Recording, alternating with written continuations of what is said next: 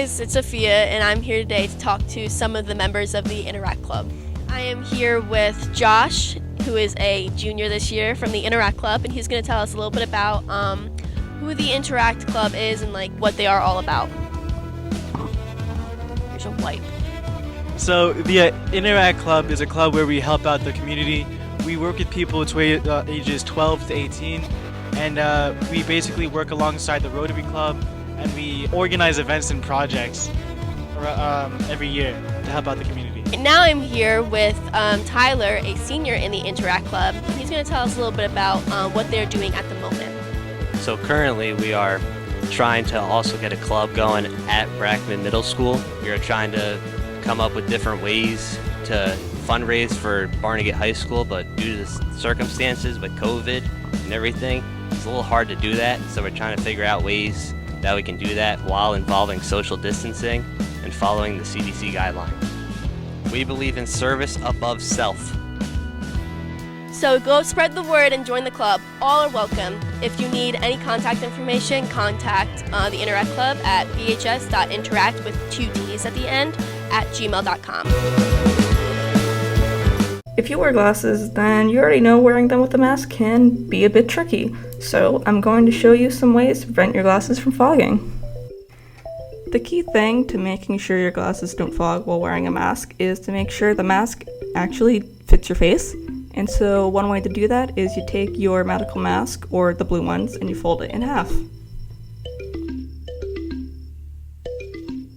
Afterwards, you're going to take the ear loops on both sides and you're going to tie a knot in them. Make sure when you're tying the knot, it's as close to the mask as possible. And if you're like me, tying is really hard and I'm really bad at it. However, I believe in you and you're probably way better at tying than I am.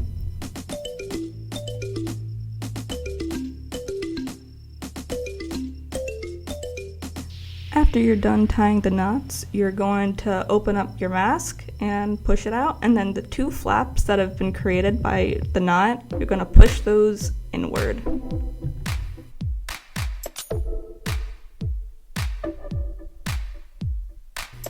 After that, you're just going to put the mask on. You're going to then fit the nose wire to the shape of your nose, and you're going to plop your glasses on top of that. And from there, you shouldn't have foggy glasses anymore, and now you can probably go about your day and see.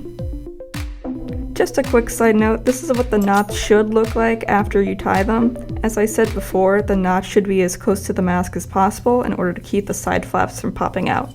I promise, when done correctly, this really does work. If you prefer wearing masks that are made of fabric, another easy solution to prevent your glasses from fogging is just to make sure the nose wire fits the shape of your nose, and then you just place your glasses on top of it. Sometimes it works, sometimes it doesn't, it really depends. I hope these tricks were able to help you, even slightly. If anything, there's a bunch of other videos online that are just as helpful. Stay safe, wear a mask, always, and wash your hands.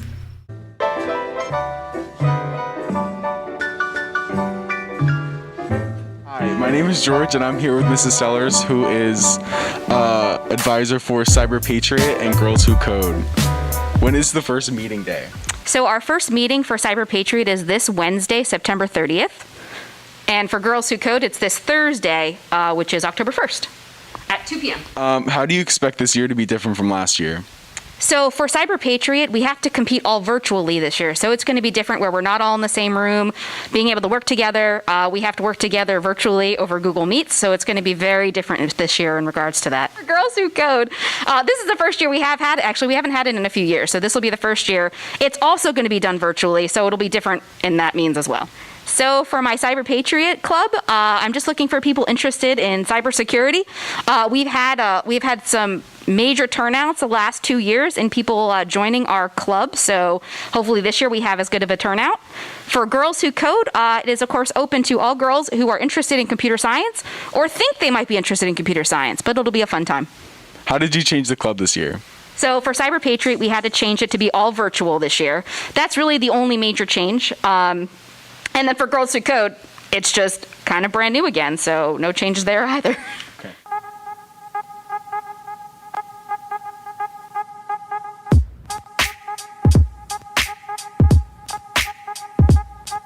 Hi, my name is George, and I'm with one of the advisors for the World Language Club this year. When is the first meeting day? We had our first meeting on Monday the 28th. We're having another one on Tuesday the 29th, just so we can get everyone who's in the building in.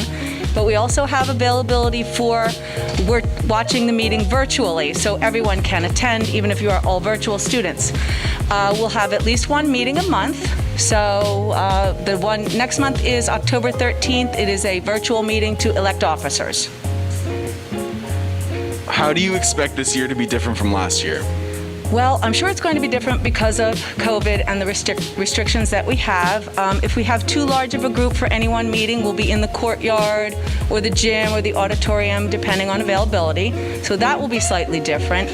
And we're still holding out hope for the international dinner in March. So hopefully that will stay the same. But the nice thing is this year we can offer a virtual option for meetings for people who can't attend. What are you looking forward to the club this year? We're actually really hoping that the international dinner takes place. We can't 100% guarantee it, but we're really hoping. Mrs. Wojak and I are keeping our fingers crossed that that actually happens, and that we can continue with as many activities as possible. We're creating the members are creating a community service ad which encourages cultural diversity, which is what our club is about.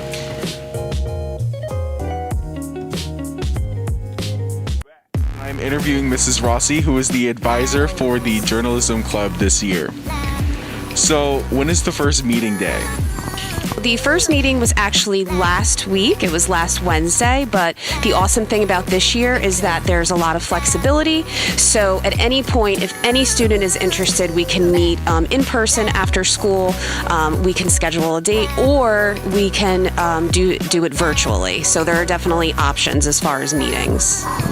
What are you looking for in the club this year? I am looking for, just like I said, more involvement, getting more students involved. And for students, I think to just, get something out of it and realize that when it comes to journalism, news reporting, social media, digital media, when it comes to careers and opportunities beyond the school, this is kind of like the good exposure to that for some students to maybe realize that they are interested in the field and it's something they want to pursue. Do you enjoy wearing this thing, or would you rather not? The fact of the matter is that we're going to have to due to the current guidelines. But the question is, to you guys, do you think we will have to the whole entire school year? And with that said, we're going to introduce a new segment to Bengal Buzz. We're calling it the poll segment, where this week's question was, do you think we will have to wear masks the entire school year? And majority of you guys responded yes. Over 90% of the people who responded said yes, we are going to have to wear a mask from September to June. You can look for next week's poll on Twitter at BengalBuzzVHS and be a participant for next week's segment.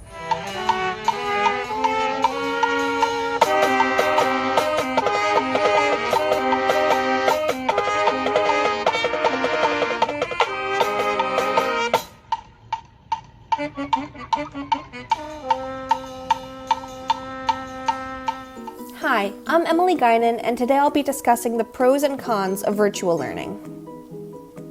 What is virtual learning? Virtual learning is exactly what it sounds like, a completely remote learning experience, compared to hybrid learning, where students will spend some days learning remotely and other days learning in person. What are the pros and cons of virtual learning? Well, the pro is the obvious: there's no risk of getting COVID-19 at school. You also don't need to wear a mask when you're just at home. You can do all your work in your pajamas, which is a total plus, and you're working at your own pace most of the time. What are the cons? It can really be isolating. If you're home alone all day, it can really get tough.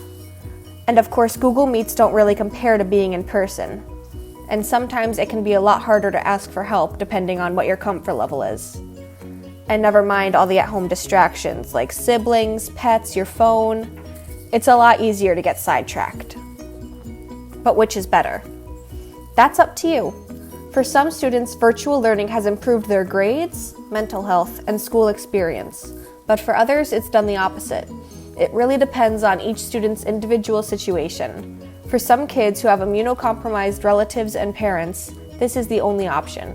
For others, being at school is a great escape from siblings and a chance to see their friends. Which is better truly depends on you.